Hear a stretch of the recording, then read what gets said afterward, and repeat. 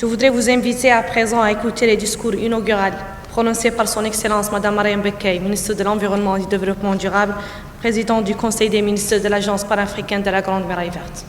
Excellences, Mesdames et Messieurs les ministres des États membres de l'Agence panafricaine de la Grande Muraille Verte, Monsieur le ministre de l'Agriculture de la Mauritanie, Monsieur le ministre de l'Hydraulique de la Mauritanie, Mesdames et Messieurs les ambassadeurs et membres du corps diplomatique accrédité en Mauritanie, Mesdames et Messieurs, je tiens ici à féliciter chacun des États membres pour les efforts fournis durant la première décennie de mise en œuvre de l'initiative de la Grande Muraille Verte.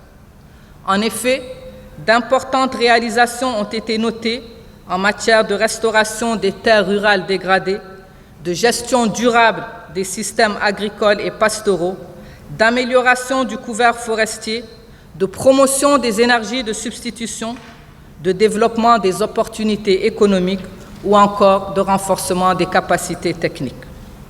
Plus précisément, ces réalisations, dont l'impact sur le terrain est tangible, ont concerné la restauration d'environ 4 millions d'hectares de terre, la création de plus de 200 000 emplois verts productifs, ainsi que la formation de 150 000 personnes, notamment des femmes et des jeunes. À travers ces actions, nous avons montré qu'il était possible de construire une dynamique de développement inclusif et durable à l'échelle des territoires ruraux. Ces avancées, financées en grande partie sur les ressources publiques des États, demeurent toutefois largement insuffisantes au regard de l'ampleur des défis et de leurs conséquences socio-économiques, aujourd'hui fortement aggravées par la pandémie de la COVID-19.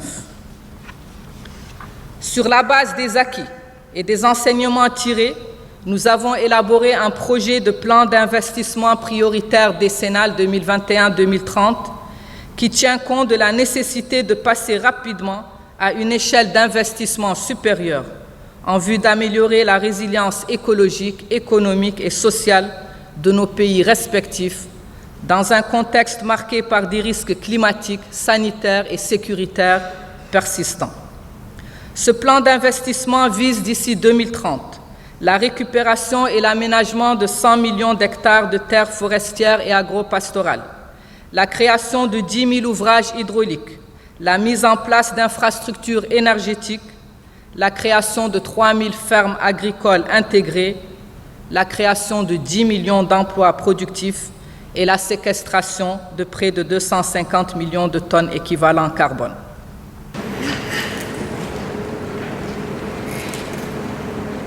La Grande Muraille Verte a une dizaine d'années d'existence et nous sommes à un moment déterminant avec la relance qui a pu être faite après le One Planet Summit à Paris, où il y a un souffle nouveau dans cette Grande Muraille Verte. Il y a une vision nouvelle, une vision intégrée de développement durable, de développement rural, où on cherche à renverser la tendance négative de dégradation des terres pour transformer ces terres en des terres productives.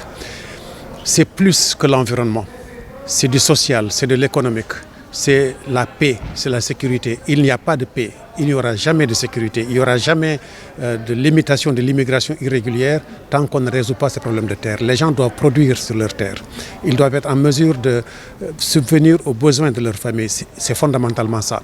Nous avons aujourd'hui près de 500 millions de personnes dans les 11 pays membres de la Grande Muraille Verte. Ils seront 1,3 milliard en 2030. Et comment nourrir ces populations qui arrivent au moment où les ressources sont en dégradation.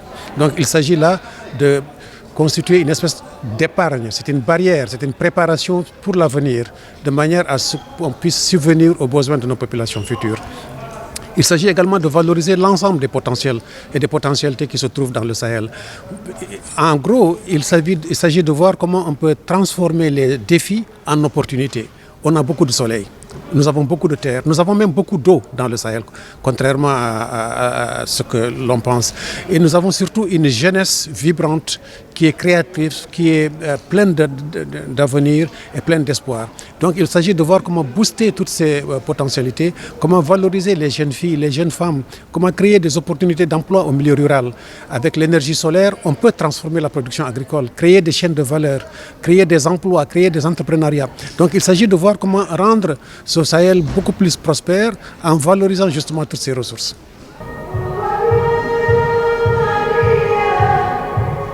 Merci.